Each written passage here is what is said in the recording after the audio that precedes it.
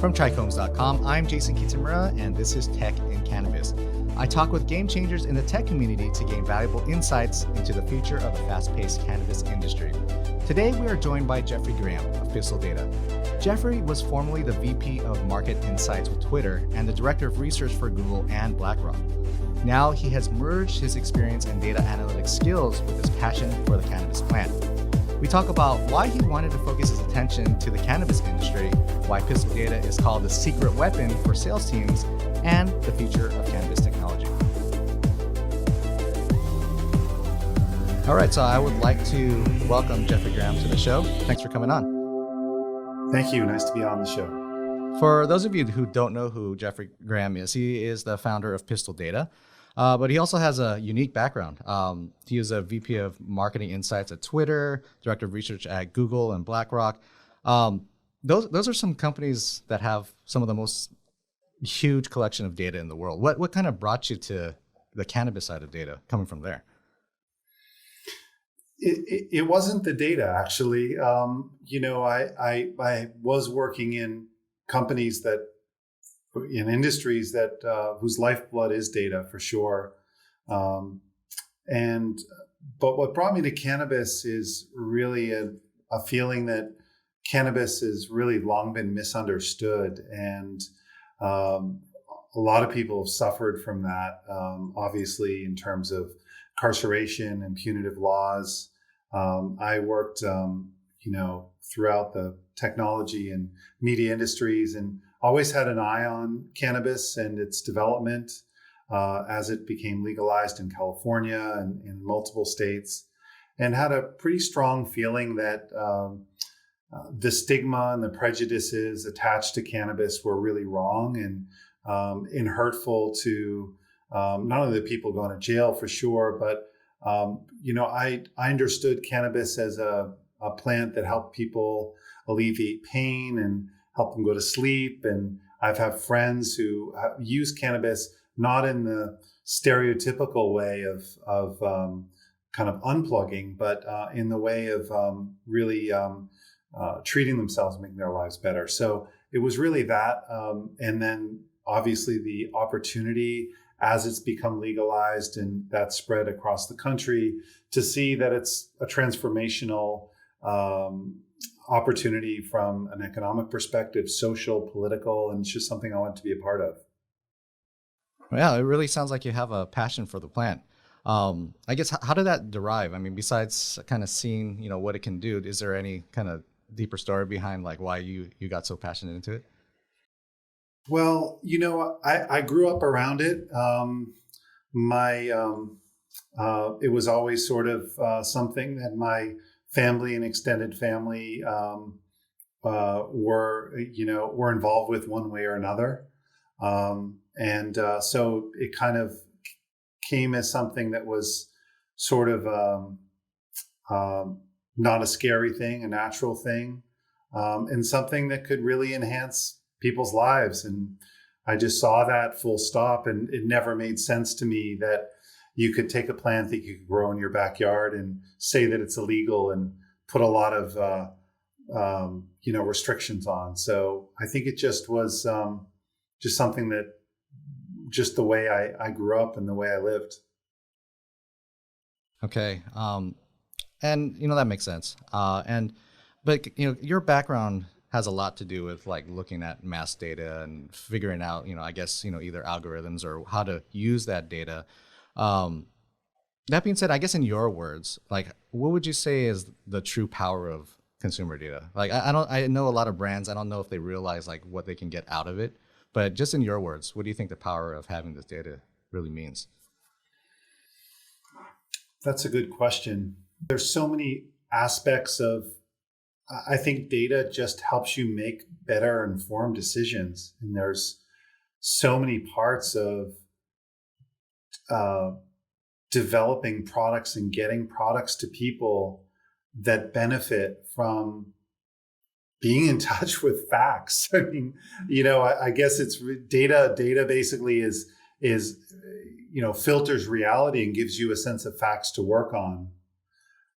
When I was at NorCal Cannabis, we had to make a lot of decisions about what strains to grow, what products to develop, what form factors to develop, how to develop brands that would be positioned competitively and from a value perspective in the market. And how to go to retailers and explain, look, this is a good good business opportunity for you to carry our product. And it's really hard to do that without data. If you don't know, what strains are in demand and how they're priced, where's the opportunity, the margin opportunity. I think particularly in a big state like California, 40 million people, I think people have a sense of what's going on around them. I'm in the Bay Area. I think I know what's going on in the retail stores, the dispensaries in the Bay Area. But to understand what's going on in Orange County or San Diego or Humboldt, no one human being can get a sense of all that reality without having data to tell you what's going on in the world.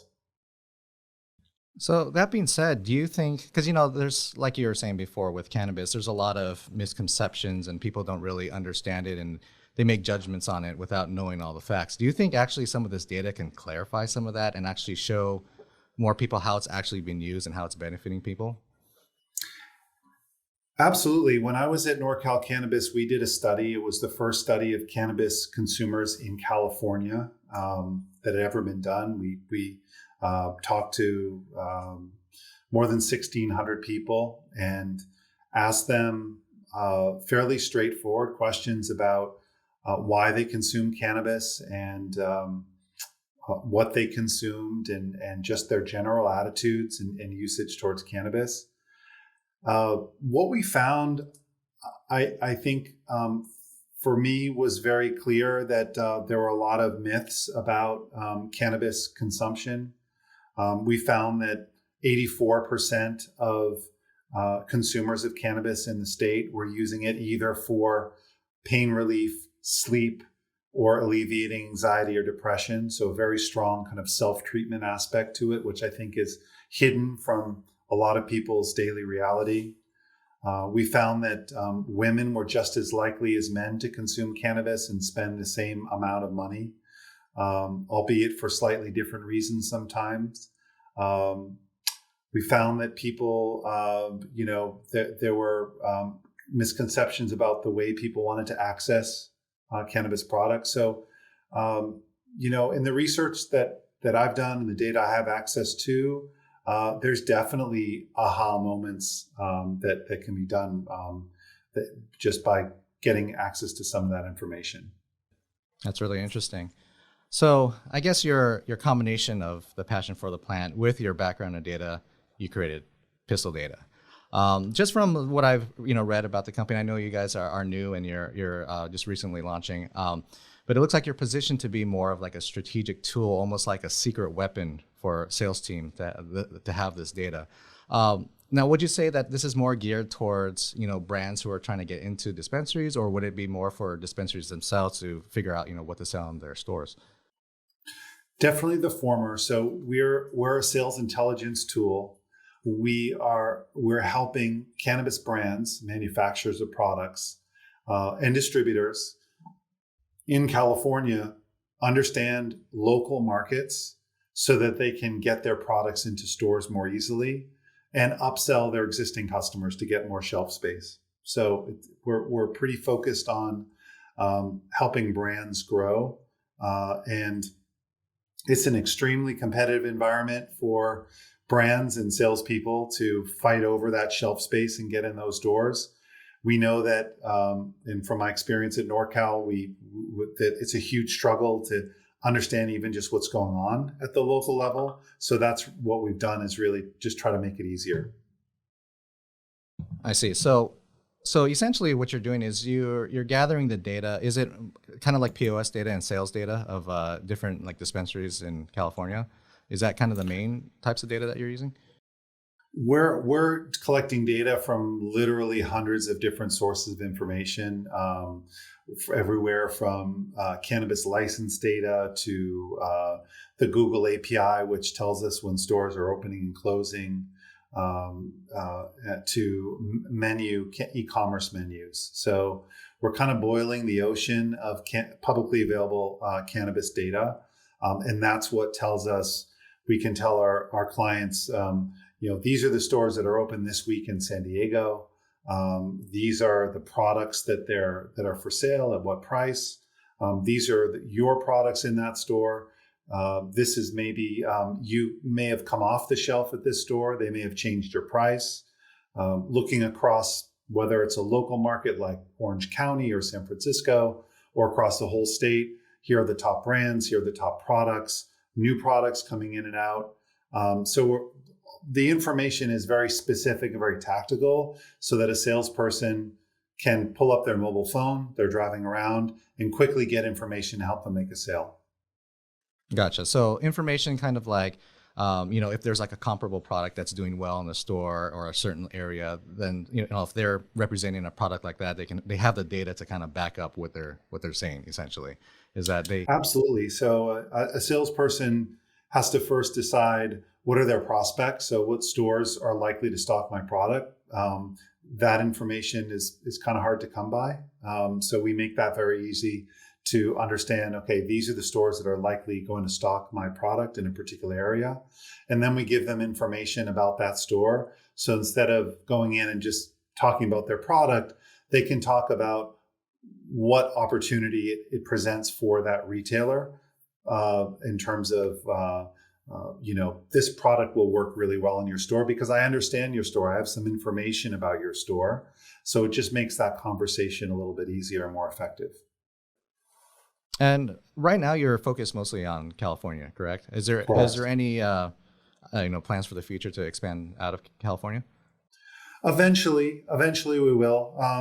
California is the biggest market in the world and the hardest and the most complicated. So I guess we're masochists. We decided we'd start here. But we do have clients that are starting to ask for data in other states, and we think we'll get there at some point. Okay. Now, so I know you've been doing kind of like test runs with some selected clients and things like that, and you just recently offered it to the public. Is that correct? Correct. We're in a beta program in the fall, and we released our general release product at the beginning of February. Okay. So if for those that are listening, if they're interested in getting started with your company, what's the best route? They can go to pistildata.com, and PISTIL data.com, and check out what's going on. They can hit me up on LinkedIn. Taylor Jones is our head of sales too. He's on LinkedIn. We'd be glad to provide people information about what we're doing and see if it works for them. Okay. And what would you say they can expect from working with you? I know you were saying that they could pull up the information on their mobile device. I mean, what's kind of the that kind of the step-by-step, or what's kind of tools do they have at their with your product, basically?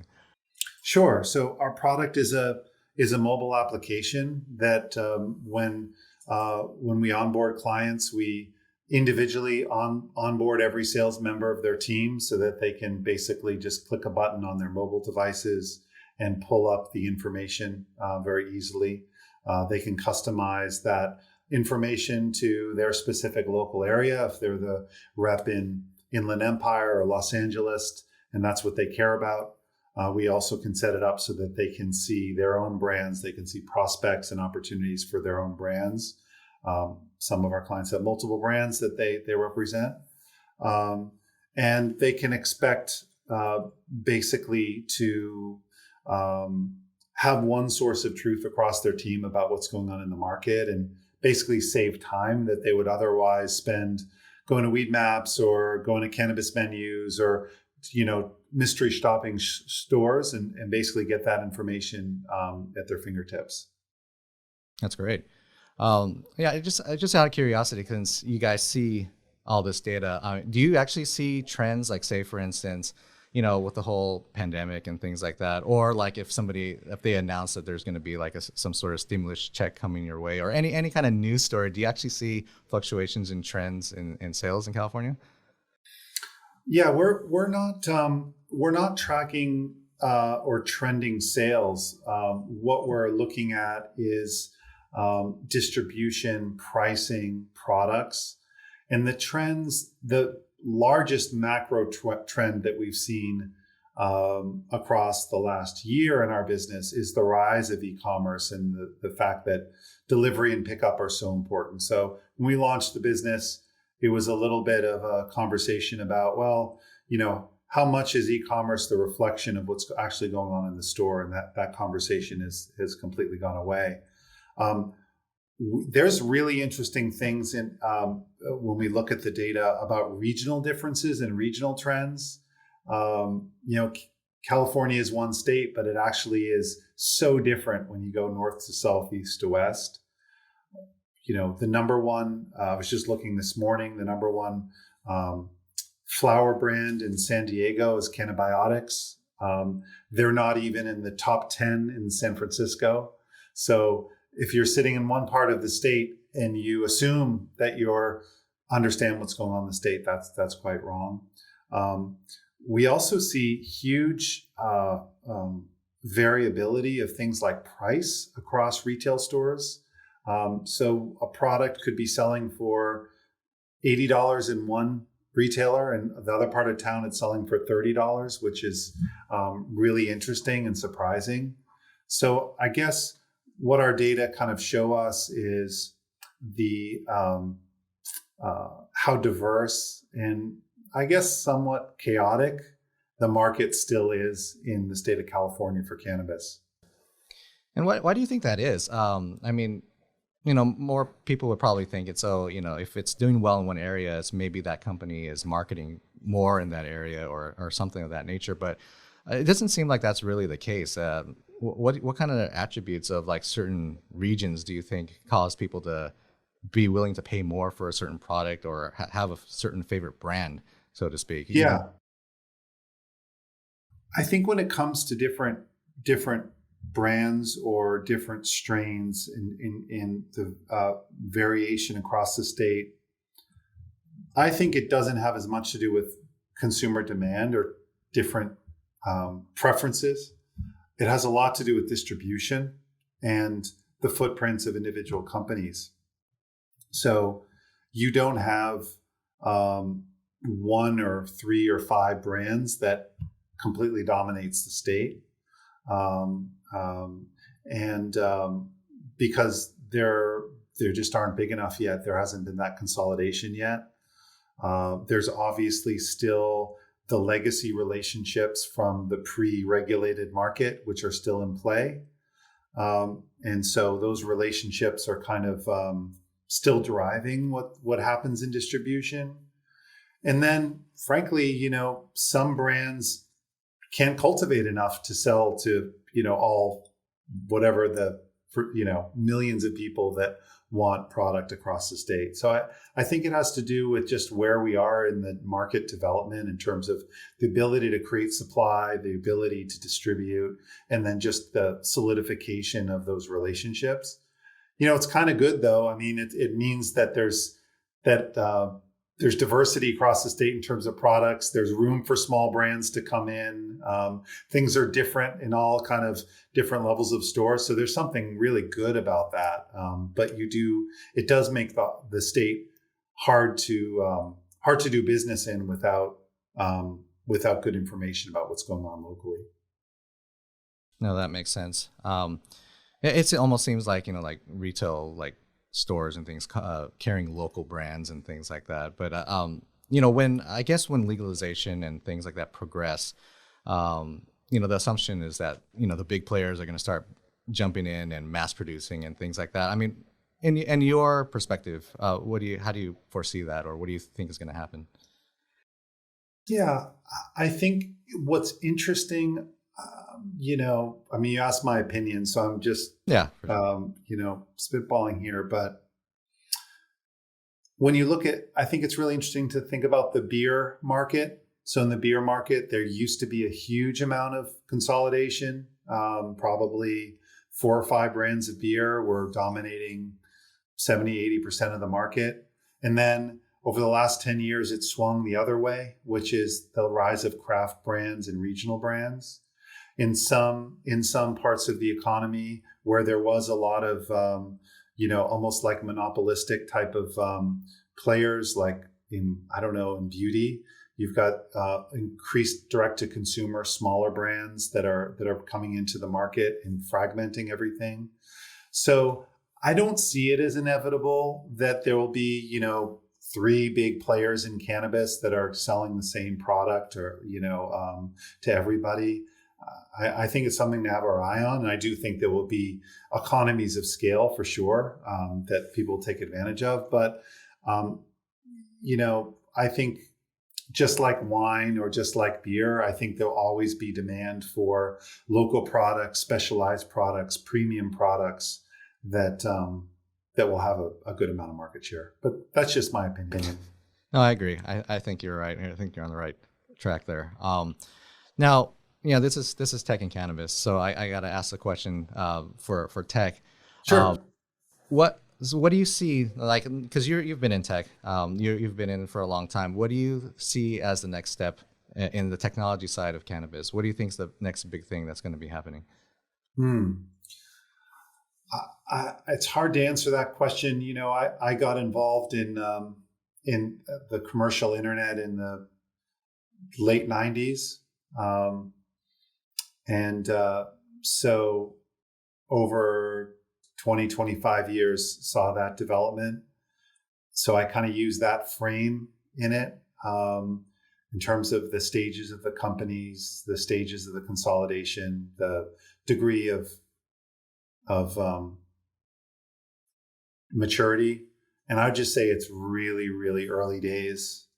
I think that there's some areas of technology like point of sale where there are tons and tons and tons of players where maybe there'll be some consolidation, but there are other areas that it doesn't seem that there's a lot of investment relative to the potential of the market.